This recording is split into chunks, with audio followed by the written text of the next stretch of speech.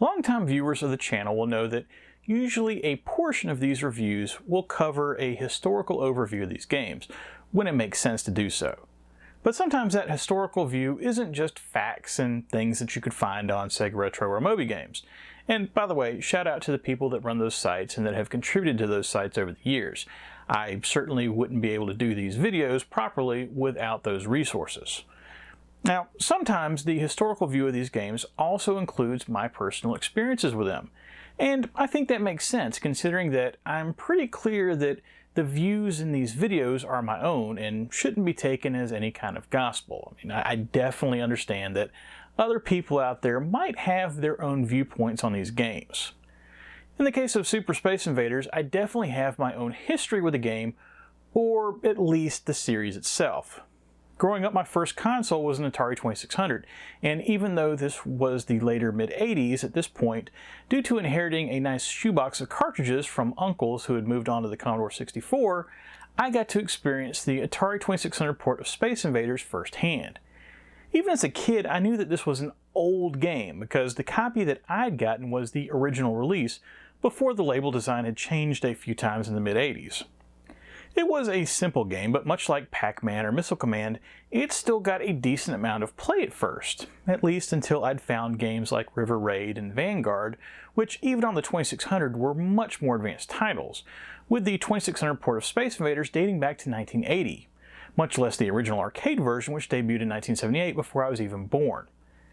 However, I should probably pause for a second because I'm sure that there's some of you out there that don't know me and are confused about why I would be spending so much time talking about an arcade port of a game for a console that makes even the SG-1000 seem like bleeding-edge tech. Trust me, we'll get there. Hi, my name is Dave, and welcome to Zilog and Moto, the channel where, rather than review games that PETA would probably protest in 2024, I'm instead out to collect and review the nearly 1,280 titles released in the English language for the Sega Master System, Genesis/Mega Drive, Sega or Mega CD as the case may be, and finally the 32X. Basically, if I can plug it into a Genesis either by itself or with some sort of add-on and be able to read what's up on the screen, I'm trying to get a copy of it and review it for posterity, with both looks at that original packaging and gameplay captured from original hardware whenever possible. Now, a side note, I did play far too much Kangaroo back in the day. It was a different time.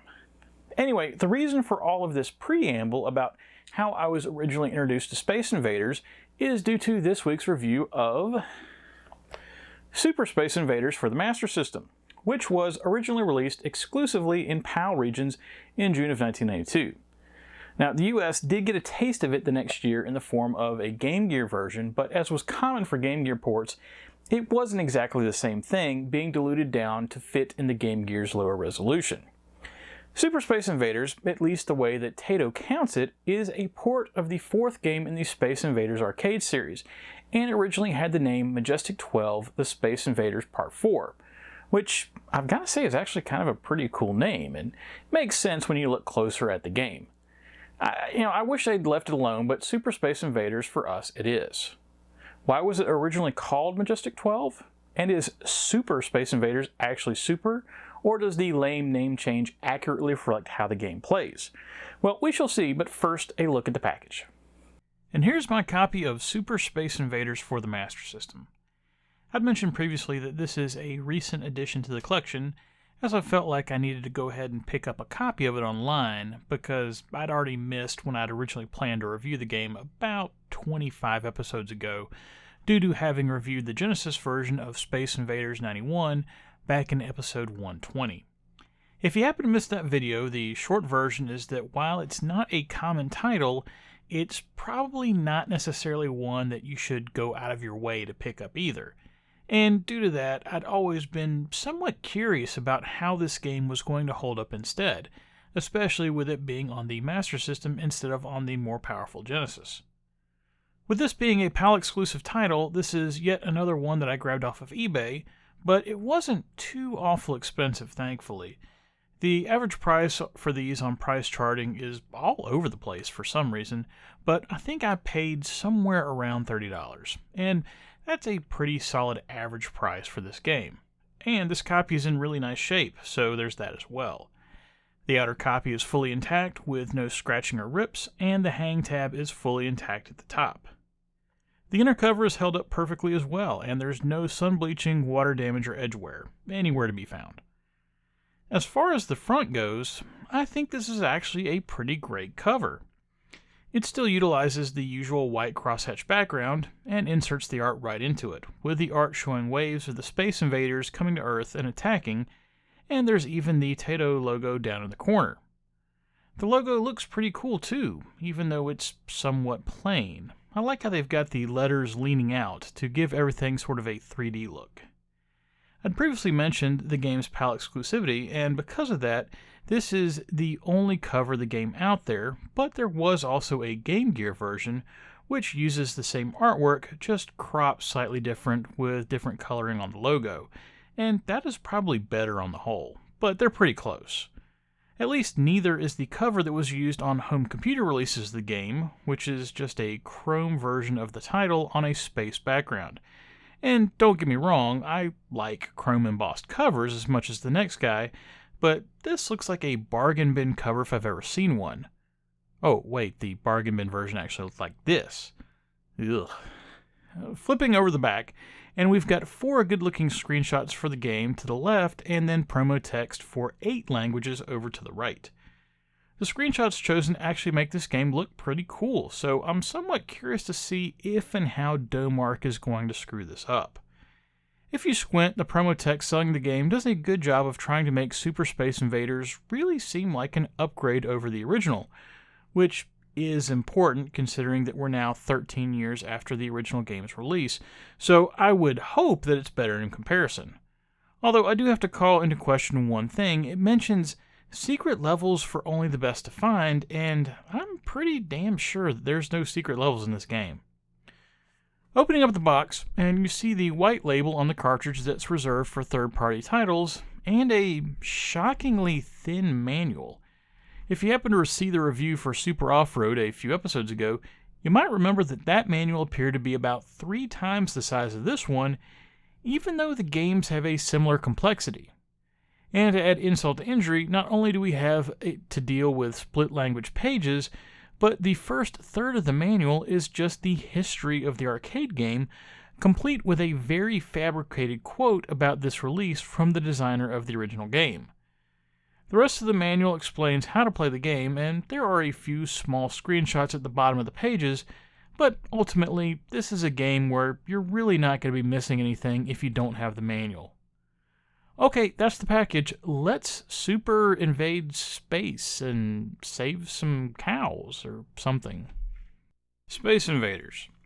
If you're not familiar with Space Invaders or have never played it, that's somewhat understandable considering that in 2024, the original arcade game is rapidly approaching 50 years of age. As am I, and a thought that I really wish had just not occurred to me. But hey, at least Space Invaders is older than me, by a small margin. In a lot of ways, Space Invaders is considered the game that started it all when it comes to the arcade revolution of the late 70s and 80s. Sure, Pong came first, and you can't deny how many quarters got sunk into Pong machines. Hell, my uncle for a short time had a Pong machine at his house that the University of South Carolina had begged him to take, but that's a story for another time, and probably I'm not even the one to tell it. Anyway, Space Invaders was simply a different beast than Pong. No longer were you simply just ping-ponging a virtual ball across the screen, now you had an actual mission with a hero against enemies, with your job being to defend the Earth against oddly shaped invading aliens, all while the mothership occasionally flies across observing the invasion. As you might expect, Space Invaders was of course a massive success. And as with massive successes in most forms of media, there were sequels. Space Invaders itself got a deluxe upgrade a year later, and then that was followed up in another year with Space Invaders 2. And then Return of the Invaders would hit arcades in 1984. And then that was it for a while. By 1984, the arcade scene had changed leaps and bounds, and even though apparently Return of the Invaders was briefly a hit in Japan, gamers had moved on to other more advanced games and series, so it made sense for the Space Invaders license to seemingly ride off into the sunset. And that was it for Space Invaders, until 1990, when Taito decided to dust it off and release Majestic 12 The Space Invaders Part 4 in Japan, or as it was more simply named in the United States, Super Space Invaders 91. And to be clear, this is not the same game that's named Space Invaders 91 and was released on the Genesis, and that was previously reviewed on the channel back in episode 120. I'm not exactly sure what Taito was thinking with the naming of that release, and honestly, after playing it for the channel, that game appeared to more represent the absence of thinking. Taito's design and plan for Super Space Invaders was to essentially take Space Invaders and put it on steroids to attempt to bring it into the new decade, and just hope that gamers had a short memory and forgot about when they tried to do this exact same thing 6 years before. Anyone who walked up to a Super Space Invaders machine would be immediately familiar with the game and how to play it, as the early levels are definitely representative of that same old Space Invaders formula, where you control some sort of mobile turret at the bottom of the screen and can move left and right while shooting up at a block of aliens, slowly moving in formation down towards the bottom of the screen, while increasingly speeding up and becoming more difficult to hit as you destroy them and thin their ranks. Between the familiar name, enhanced graphics and sound, and simple gameplay, Super Space Invaders apparently was a mild success in the arcades. Although, again, I've never actually seen a Super Space Invaders machine anywhere, and unlike in 1984, by 1990 I was definitely starting to get familiar with the local arcade scene. And not that it necessarily means anything, but Galloping Ghost, the home of almost 1,000 arcade machines now, doesn't have Space Invaders 2, Return of the Invaders, or Super Space Invaders anywhere on the floor, so do with that information what you will.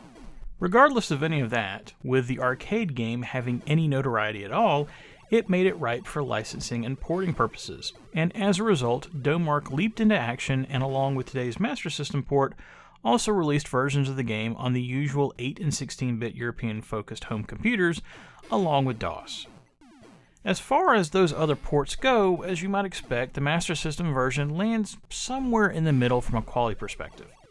It's better than the 8-bit computer versions, with the Amstrad and Spectrum appearing especially rough, but due to lack of horsepower, it simply can't compete with the Amiga, Atari ST, or DOS ports when it comes to replicating that arcade experience. However, something I noticed when looking at the game footage, of those, only the DOS version really does a good job in totality, as the Atari ST version chugs along as it appears to have difficulty animating all the alien sprites, and the Amiga version is sans music. Having said that, I think one of the strengths of the Master System version is how much effort was put into trying to replicate the arcade experience at home. The game features all of the levels and bosses from the arcade version, and the enemies and backgrounds on each of the levels match up with what was presented originally. There's even an intro before you start to play, and that while it isn't quite arcade quality, it still sets up some of the sci-fi feel of the game as you're given information about some of the major bosses that you're about to be up against, assuming that you can survive for that long. The game also supports 2 players, just like the arcade version. The Master System version even adds a new feature that the arcade version didn't have. For that, I refer you back to the original Japanese title of the game, Majestic 12. The idea behind that title was that you had to navigate through 12 different areas, with each featuring 3 waves of invaders, and then possibly either a bonus cattle mutilation level or a showdown with one of the game's boss ships. For the arcade version, it's just one level after another until you reach the end after 43 or so waves. And that version of the game is represented in the Master System version if you choose the advanced gameplay option. But you also have the option of choosing the, quote, normal version of the game, which instead groups the 12 areas into 5 tiers, meaning that to beat that version of the game, you only have to progress through a little less than half of the total levels, while allowing you to choose your own path through, and perhaps allow you to skip certain waves or bosses that you don't like. I really like this concept, as it not only emphasizes the concept of 12 from that original title, but also provides an easier path through the game than trying to white-knuckle 40-plus levels on only 2 continues. So, Super Space Invaders appears on the surface to be a solid port of an arcade machine, that goes above and beyond and adds functionality to the home version, something that I always look for in these home ports, seeing as how playing an arcade game at home doesn't always work without some tweaking, due to the simple fact that some of these games were designed to be quarter munchers played on limited time, rather than just playable as much as you want with whatever time you have. So what's the problem? Well, first off, you have to question the source material. Anyone in IT or data processing is probably familiar with the term garbage in, garbage out. Basically what that means in this case is that even if you port the game perfectly, if the original game isn't that great, the port is going to have issues as well, because you're simply replicating those same design mistakes. The design of the original Space Invaders involved a lone cannon at the bottom of the screen that shot up at a slowly advancing set of aliens. As part of that design, and due to technical limitations of the hardware and programming, you could only fire one shot at a time, and it would have to either destroy an alien or exit the top of the screen before you could fire another one, making it so that it was incredibly important to be accurate the closer the aliens got, because when you missed, you had to waste precious seconds waiting to be able to fire again. That design was fine and understandable for 1978. However, Super Space Invaders 91, despite the title, came out in 1990. There was no need to still be limited to one shot at a time.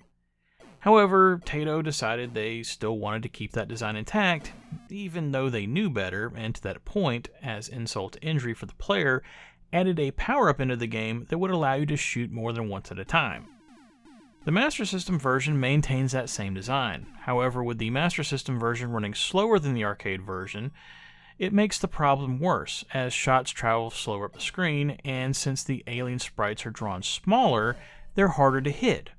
And while the waves of aliens are somewhat tolerable with practice and potentially getting lucky with power-ups from the mothership, this design makes the bosses seemingly impossible to pass, even in the easiest difficulty mode.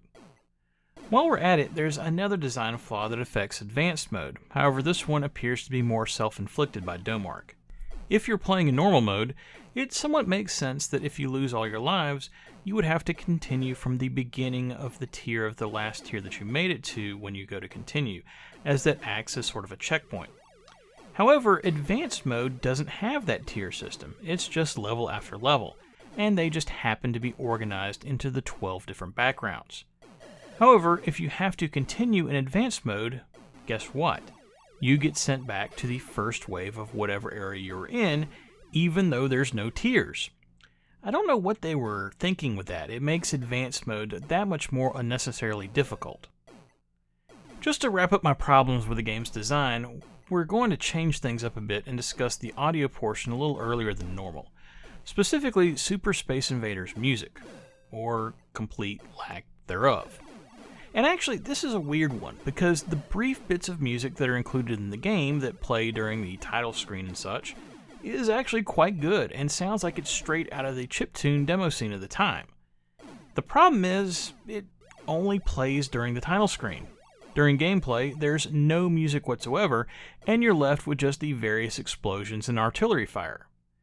The arcade version does have music, so I'm at a loss as to what's going on here. I even tried turning off sound effects in the game's menu, thinking that maybe this was a situation where you could only have music or sound effects, but not both, but all that does is make the game completely silent, while being one of the most useless options that I've ever seen in a game. The graphics in Super Space Invaders is fine. Honestly, I prefer at least the way the screen is set up over Space Invaders 91 on the Genesis, as that game's problem was that you were trying to play a vertical shooter with the screen horizontally oriented, and while some games handle that better than others, using a Taito screen mode would definitely be preferred. But even with a more vertically focused presentation, the graphics just simply aren't all that impressive. Now, some of that is due to the arcade version trying to channel some of the spirit of the original Space Invaders, ending up with some pretty simplistic enemies for 1990, but the Master System takes that and has to strip out even more detail, along with everything being smaller for the most part, and things not appearing as impressive due to moving slower, not to mention some of the graphical issues that pop up during some of the special attacks. As far as gameplay goes, I've already mentioned my issues with the base design of the game, and I should point out that due to that design, Even if you have a controller that's equipped with rapid fire, it's really not going to help because you're only allowed to have one shot at a time, unless you can get that one power-up. Also, the power-ups, while cool in theory, aren't something that can really be relied upon due to having to hit the mothership all the way at the top of the screen while you're in the middle of fighting for your life down below. It's sort of like hitting a shot in pool from all the way across the table while some drunk guy at the bowling alley is trying to distract you. I guess what I'm trying to say is that while it's nice that Taito included the power-ups, and they do briefly make things easier if you happen to get lucky enough to hit one, with you being stuck as far away from the mothership as possible, it's just one more headache that the game didn't need. Before I went to review Super Space Invaders, I was warned that the game wasn't the best. And honestly, during the first 20 minutes or so that I played the game, I not only thought that it was a solid port of the arcade game, I was actually impressed that it seemed like they had really tried hard to cram the full structure of the arcade game down into a 2 megabit cartridge. But the longer I played it, the more the cracks really started to appear, and while things like not having any music during the levels was merely annoying, the fact that after multiple attempts I was never able to defeat a single boss really sealed the deal for me. As a result, and as Dudley of Yesterzine fame correctly predicted, this one is not getting 2 stars. Super Space Invaders is only getting a single star, just like its Genesis big brother. It's unfortunate, but on the other hand, what was I really expecting from a Space Invaders game in mid-1992? Okay, and that's it for Super Space Invaders for the Master System. Unless you're a collector or just a big Space Invaders fan, I can't recommend ever giving this one a purchase. And about the best thing that I can say about it is that at least it's not the shrunk down Game Gear version, and it does resemble the arcade release, assuming you squint pretty hard and are deaf. With this game reviewing pretty well back in the magazines in the day, I have to really wonder just how long reviewers actually played it, because even in mid-1992, it's simply not a good 8-bit vertical shooter once you really get into it. Next up on Zilog and Moto, we're staying in Europe, but not on the Master System. No, instead it is Mega Drive time, and I'll be playing the third game in a pretty legendary series of racing games on the console. This one is a direct sequel to a game I reviewed about 100 episodes ago, and I'm pretty curious to see what the developers came up with, because I didn't think that that game was perfect, mainly due to the difficulty later on. It did have all the features, though, that you could want in that style of game. But maybe with another year they'll have figured out a way to code an improvement or two into it. Well, that's it for Zilog and Moto episode 246. If you liked what you saw here and want to see more, please think about liking and subscribing if you are so inclined, as it will help more people see these videos. But most importantly, whatever you like to play, have fun and be excellent to each other. Later!